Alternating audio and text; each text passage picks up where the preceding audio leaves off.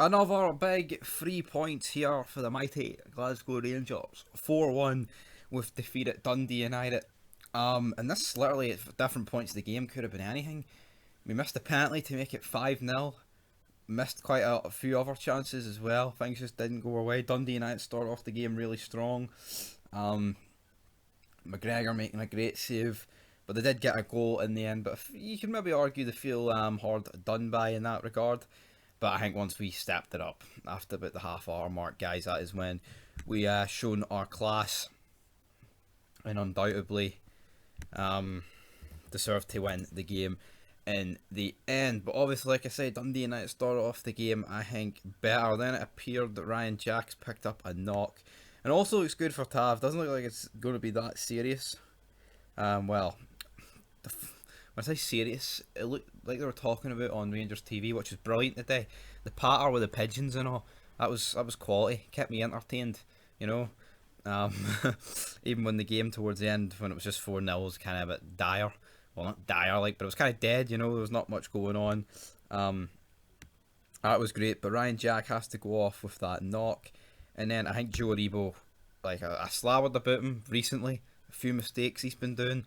But he was great the day. He gets in a goal and an assist, and the goal in question that kicked it off here. Great work from him. It's shot in. It takes deflection off HAGI. HAGI knows what he's doing though. Goes past the goalie. You're thinking, yes, 1-0. Let's build on this. Let's hopefully get a wee second one before half time. We do. Ryan Kent gets it this time. Ball is headed into the box. Balogun gets like a flick on it, falls to Ryan Kent. It's not the greatest connection. It flicks off Edwards, I believe, who was being hounded by Morelos all game. Morelos deserved a couple of goals. Straight after this, great ball for Balogun from the right hand side. Great run, Tavernier-esque run, may I say. Whips and Morelos does get his dome on it. It was hard because you had like two Dundee United players up his ass, and then great save for Seaghurst, even though it kind of straight at him. And then there's like a goalmouth scramble. And that prevents it being 3-0 going into the second half. And moving into the second half though, also Callum Butcher got booked in the first half. Joe Aribo, great link up with him and Morelos, takes it, buries it into the top right hand corner. And it's 3-0.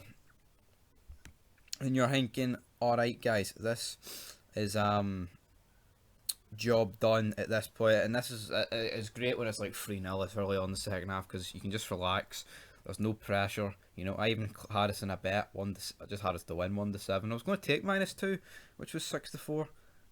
One in the end, so maybe I should have took it. But then we seen some substitutions. I'll just go through all four. Arfield come on for HAGI, Wright come on for Davis, Simpson come on for Hollander, and Defoe came on for Morelos. It's good seeing, I think Scott Wright was good, decent enough seeing Jack Simpson make his debut. Good seeing Defoe as well. I actually thought Dundee United weren't too bad, you know. I think Shankland had a decent game, and McNulty, he took his chance at the end as well. But in terms of our last goal, Morelos, great ball over the top for Wright. He's trying to chase it down. He never gives up on it. Seaghurst boots it, cracks off Morelos, and it goes in. Then he goes over and like has a laugh with Big Jermaine, Big JD about it. And then basically straight after that, Defoe gets brought on. And this was actually, well, yeah, and then that was the penalty incident, which I'm not too sure if it was a penalty.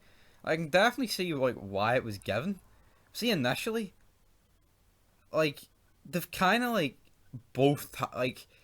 they've both went for the ball. It's a weird one. Like, I'm not saying it's definitely not a penalty, but it's kind of one of those ones where I thought they were just going to play on.